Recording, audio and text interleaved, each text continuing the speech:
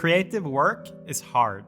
Whether it is drawing, writing, or creating a YouTube video, whenever you're doing something that is both subjective and personal, there's a lot of unique challenges you need to overcome. If you're new here, my name is Jarle, and on Early Owl, we learn how to be more creative. It's a bit hard to nail down exactly what creative work is, but I think there's two main components to it.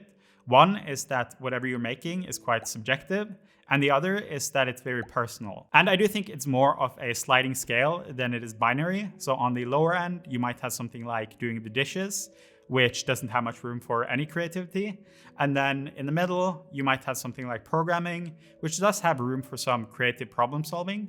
And on the higher end, you can have something like writing a poem, which is both very subjective and very personal. Creative work is pretty new for me.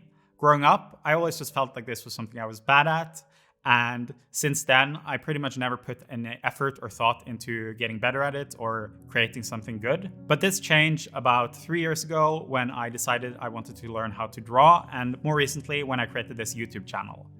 And since then, I've kind of come to appreciate that it's both easier and harder than I had expected. It's easier in the sense that when growing up, I kind of just thought there were people who were good at this type of work and people who were bad at it. And I was one of the people who was bad at it, so there wasn't much to do. But as I've gotten older, I've come to realize that there is some method to this madness, and being good at this type of creative work is just a bunch of small different skills, each of which you can learn or apply deliberate practice to get better at. But the way it's much harder than expected is that when you're trying to do something very creative, it just comes with a lot of resistance to doing the work. This resistance takes many forms, and I could probably highlight 10 different areas, each worthy of their own video. Things like perfectionism or imposter syndrome or motivation, inspiration, the list goes on. But I think at the core of this resistance is the two things I highlighted earlier in this video, that creative work is personal and subjective.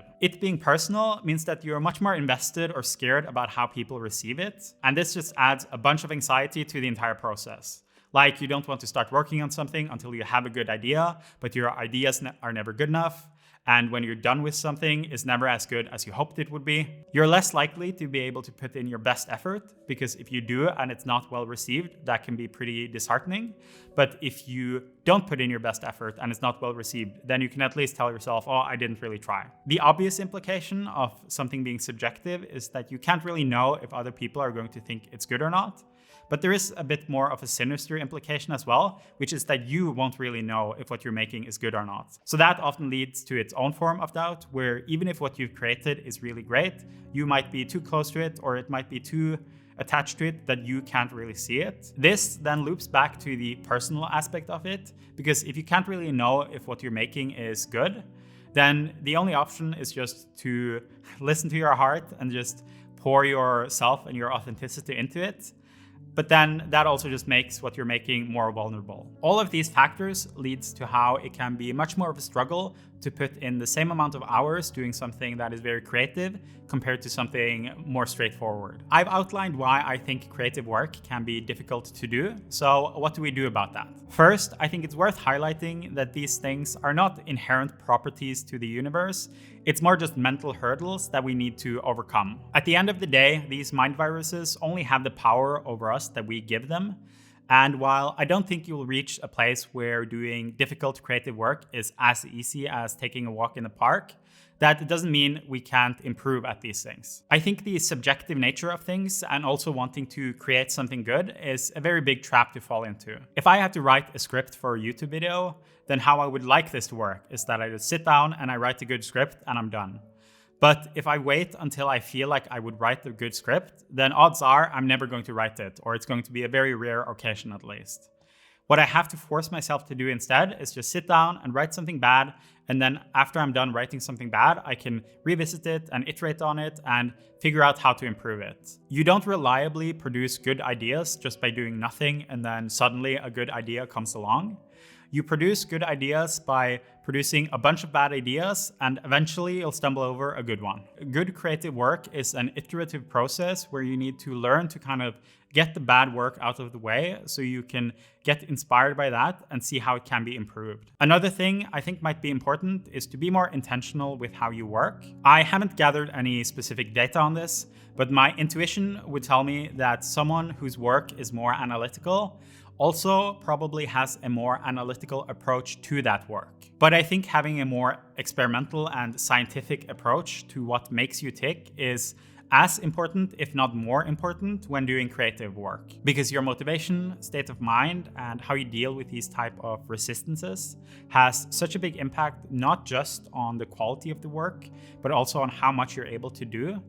I think it's really important to have a deliberate approach when it comes to trying out different things and figuring out what works best for you. There's 2 different books I can recommend by Steven Pressfield.